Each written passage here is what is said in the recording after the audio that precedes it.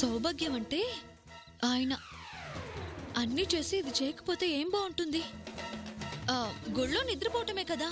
నేను ఆయన నిద్ర చేసి వస్తాంలే ఊర్మిళ. సమయానికి అక్కకి తోడుగా నువ్వు రావటం మంచిదైంది. లేదంటే అక్క ఎన్ని బాధలు పడేదో. ఇబ్బందులు ఎప్పుడు మంచి వాళ్ళకి వస్తాయి. మన సావిత్రి మంచితనమే ఊర్మిళ బలమైంది. ఇది మరీ బాగుంది. నేను చేసిన తప్పులు కనిపించినప్పుడు తమరు చేసిన తప్పులు తమరికి కనిపించటం లేదమ్మా.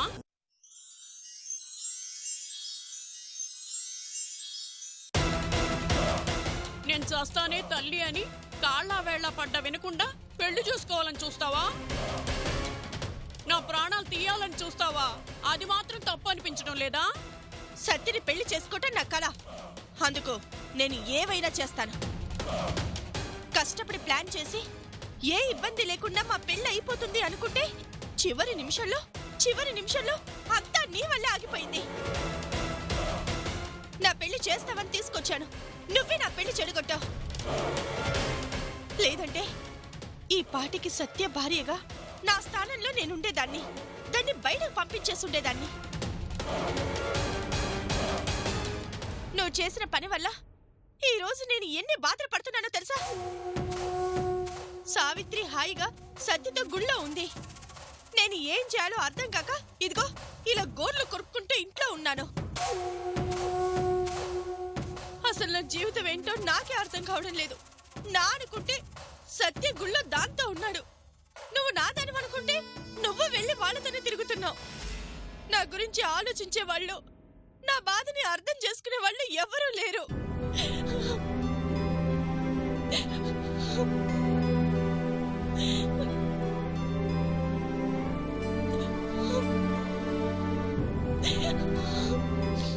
సర్లే ఏడవ ఊర్మిళ.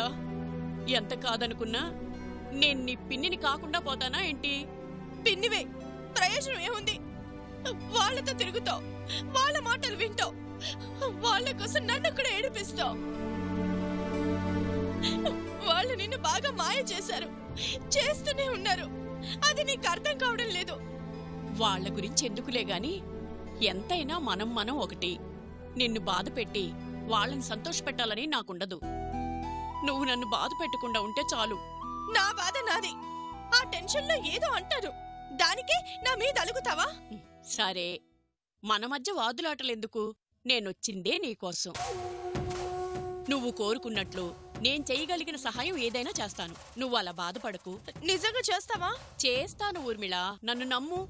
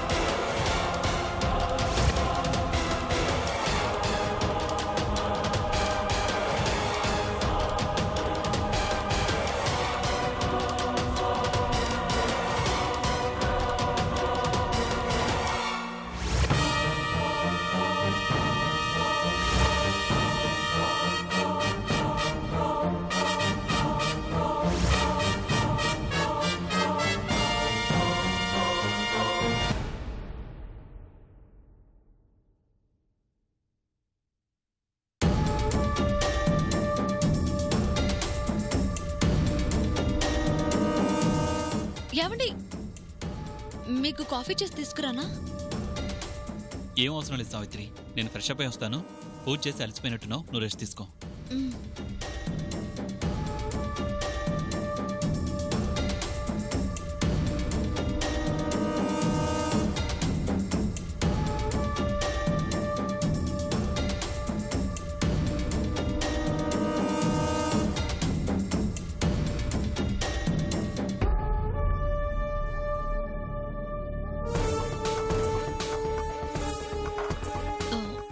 థ్యాంక్స్ ఊర్మిళ. నువ్వు లేకపోతే ఆ వ్రతం అంత బాగా చేసేదాన్ని కాదు. వ్రతమేనా, ఇవన్నీ కూడా జరుగుతుంది నీ వల్లేగా.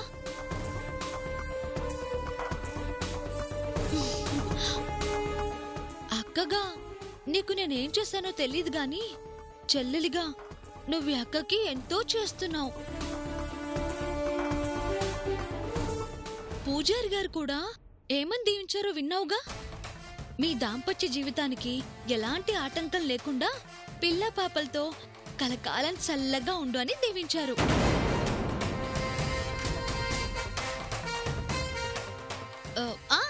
మర్చిపోయాను, ఈ వ్రతం చేస్తే పిల్లలు లేని వాళ్ళకు కూడా పిల్లలు పుడతారట.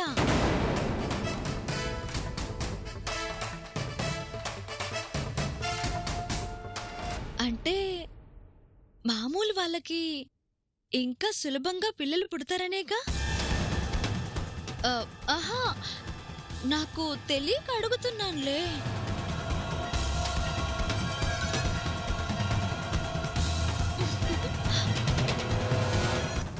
పాపం పూజారి గారికి తెలియక అలవాటు ప్రకారం ఆశీర్వదించేశారు. ఆయనకేం తెలుసు మేం విడిపోతున్నామని? తెలుసుంటే నాకు ఈ కర్మ ఎందుకు? అసలు ఈ వ్రతం నువ్వు చేస్తేనే బాగుండేది ఊర్మిళ. ఈ దీవెన్లు వ్రతఫలాలు అన్నీ నీకే దక్కేవి. నీకు ఈ బాధ, నిన్ను చూసి నాకీ బాధ ఉండేవే కాదు.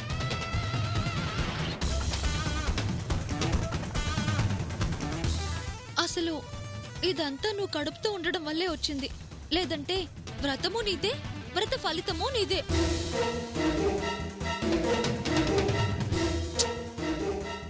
పాపం.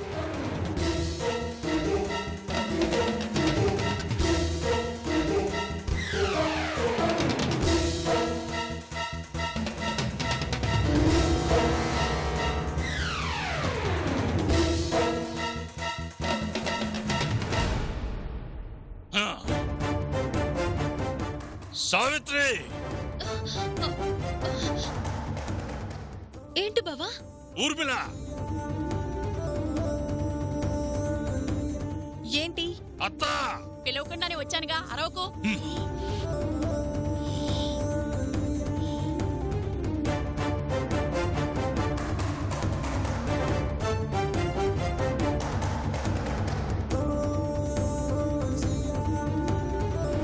వెళ్ళే 6 నెలలు నేను ఇంటికొచ్చి కొన్ని రోజులు. తమ్ముడెందుకు అలా ఉన్నాడంటే సమాధానం లేదు. నువ్వెందుకు డల్గా ఉన్నావంటే సమాధానం లేదు. వీళ్ళెవరంటే సమాధానం లేదు. పెళ్ళైన నా తమ్ముడికి మళ్ళీ పెళ్ళేంటి? ఈ ఊర్మిళ పెళ్లి కూతురేమిటి? ఆ తర్వాత నీ పరిస్థితి ఏమిటి? అసలు ఈ పెళ్ళేంటి? నాకు తెలియాలి.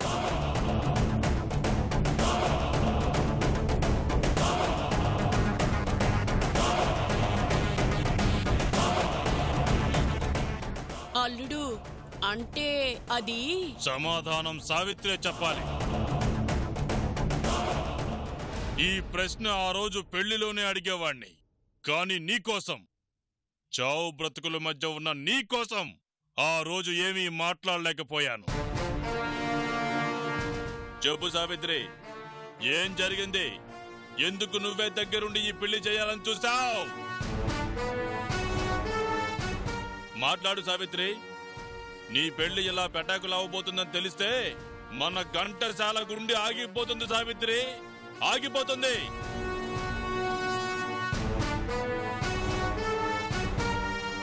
చెప్పు సావిత్రి. నాతో చెప్పడం ఇబ్బంది అనిపిస్తే చెప్పు. ఊరి నుంచి అత్త మామల్ని పిలిపిస్తాను, వాళ్ళకే చెప్తూ గాని.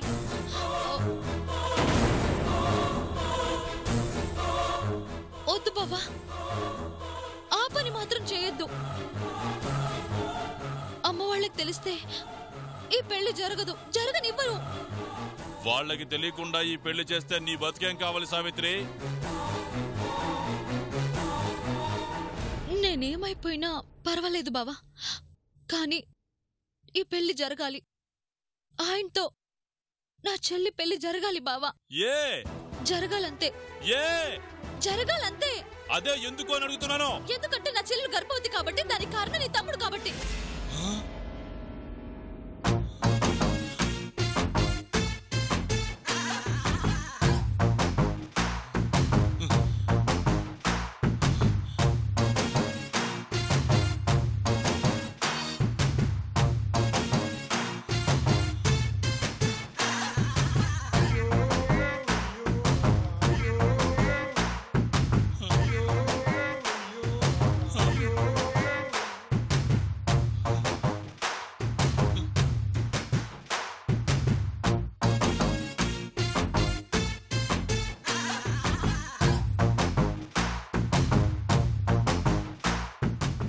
నా తమ్ముడు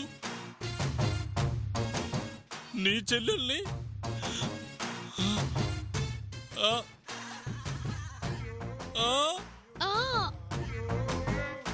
నీ తమ్ముడే నా చెల్లెల్ని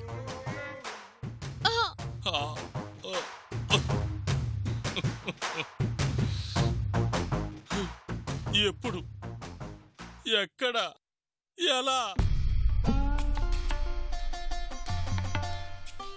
ఎప్పుడో ప్రేమించిన పాపానికి ఆయన్ని మర్చిపోలేక, ఈ అక్కకి అన్యాయం చేయలేక, స్నేహితురాలుగా అయినా కలిసుందామని ఆయనకి దగ్గరైంది.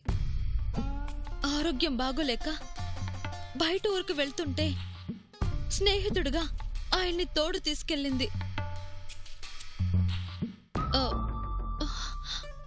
అక్కడ అక్కడ అక్కడ అక్కడ అక్కడ అక్కడ అక్కడ అక్కడ అక్కడ అంటూ పాజులేపోద్ది సావిత్రి. నా ఎమోషన్ డ్రాప్ అయిపోద్ది. చెప్పు. తాగిన మైకంలో ఆయన ఊర్మిళ జీవితాన్ని నాశనం చేశాడు బావా.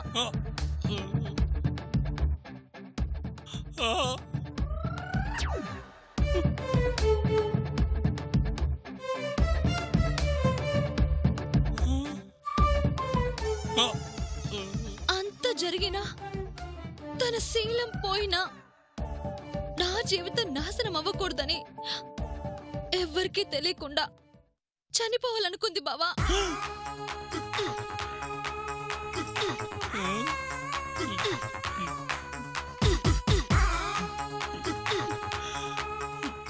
ఎందుకో అది కుదరలేదు. ఈలోపే నెల తప్పింది. గుండె పగిలేంత నిజం తెలిసినా నా చెల్లెలు మళ్ళీ ఈ అక్క కోసం త్యాగం చేయాలని చూసింది.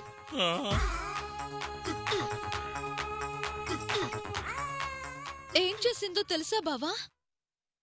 చెప్పకుండా ఎలా తెలుస్తుంది సావిత్రి? ఈ అక్క కోసం అబోర్షన్ చేయించుకోవాలని చూసింది బావా.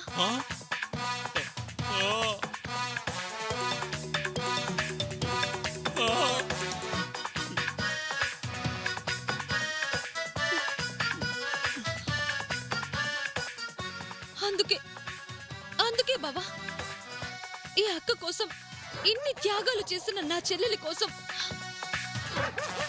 నా భర్తనే త్యాగం చేయాలనుకున్నాను. నా భర్తకు భార్యం చేయాలనుకున్నాను.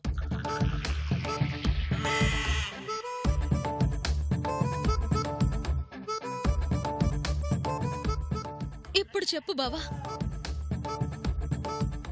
వీళ్ళిద్దరికీ పెళ్లి చేయాల్సిన బాధ్యత మనది కాదా?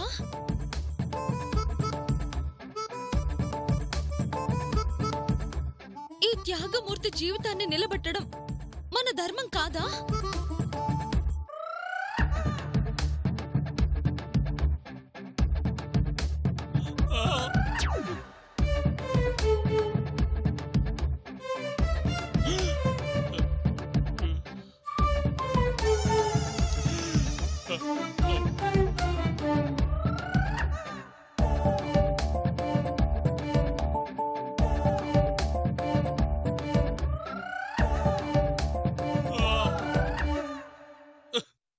అర్థమైంది సావిత్రి, అర్థమైంది.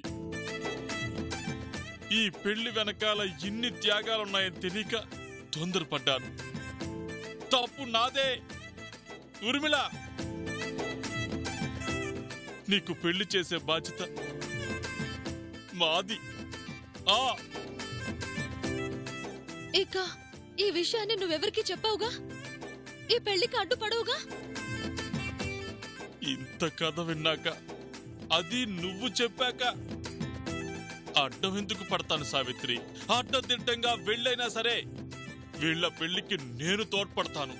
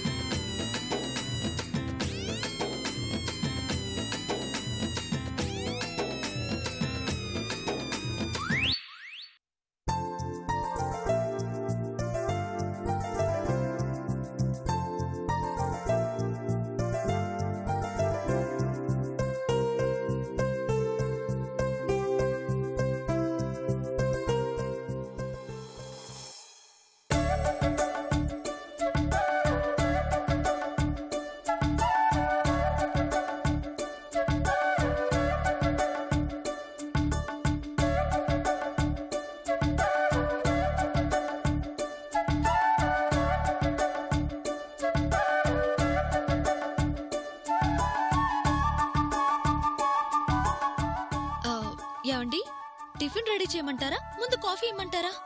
కాఫీ వద్దులే, టిఫిన్ చేస్తాను. సరే వచ్చేయండి, టిఫిన్ చేద్దరు గాని. సరే. ఆ బుగ్గ మీదేంటండి? ఏముంది? ఏం లేదే. అక్కడ కదండి, పక్కన. పోయిందా? లేదండి, అక్కడే ఉంది, పక్కన. అబ్బా మీరుండండి, నేను తుడుస్తానుగా.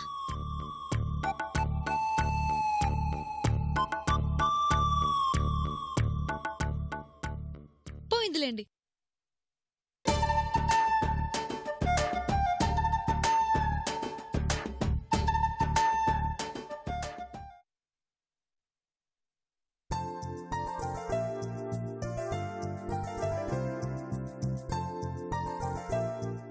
అక్క, టిఫిన్ రెడీయా? ఓ రెడీనే, కూర్చో. బావగారు రాకుండా మరదలు టిఫిన్ చేస్తే ఏం బాగుంటుంది చెప్పు? ఆయన వస్తారులే, నువ్వు కూర్చో.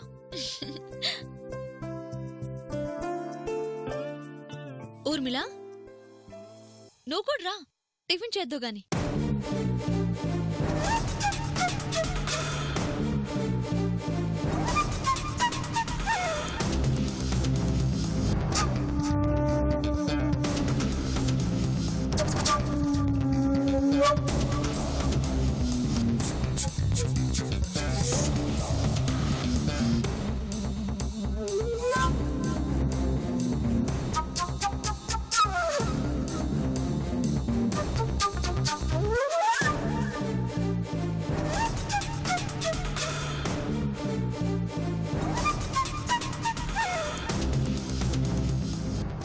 ఎక్స్క్యూజ్ మీ, మా బావ పక్కన నేను కూర్చోవాలి. ప్లీజ్ మీరు అటెళ్ళి కూర్చోరా?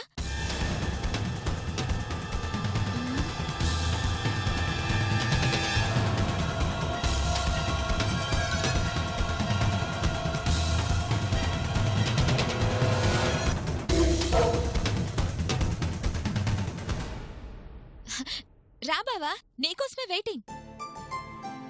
అవును, మీ పిన్ని బావవాళ్ళేరి? వాళ్ళింకా రెడీ అయినట్లేరండి. ఇంకేంటి బావా ఆఫీసులో విశేషాలు? ఏముంటాయి, అన్నీ మామూలు విషయాలే. ఒకసారి తిరుగు బావా.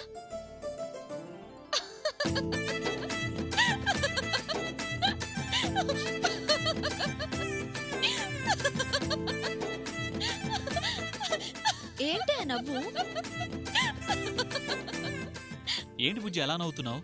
చెప్తే మేము నవ్వుతాంగా.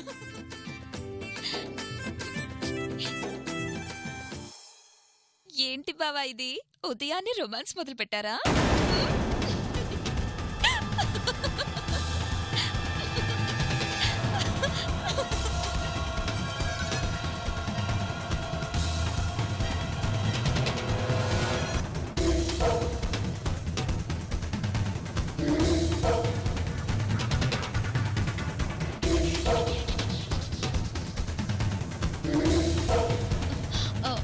ఏమైంది ఊర్మిళ?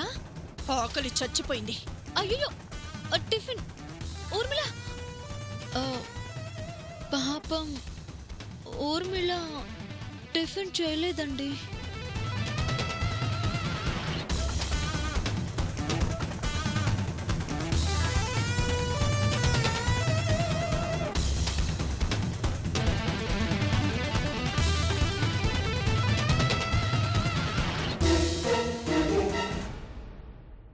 పెళ్ళై సరిగ్గా 6 నెలలు, తమ్ముడి మీద నీకు ప్రేమ మొదలై 3 నెలలు, సరిగ్గా 3 నెలలకే వాంతులు. అంటే ఏంటి? ఈ వాంతులు ఆ వాంతులేగా?